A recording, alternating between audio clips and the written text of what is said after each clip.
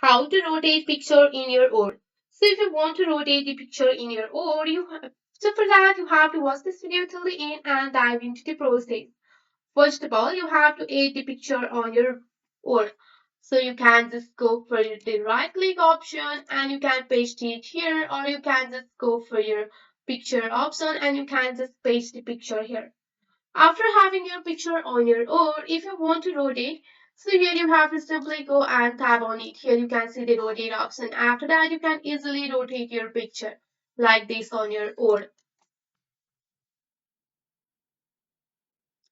So after that, here you have to tap on that picture and just go for the format option. Once you are on your picture format, here you will find the picture format option too. So you have to just go for the picture. So here you will find the shape that you want to turn your picture into. And after that, here you will find this and you can also adjust here like this. You can see that.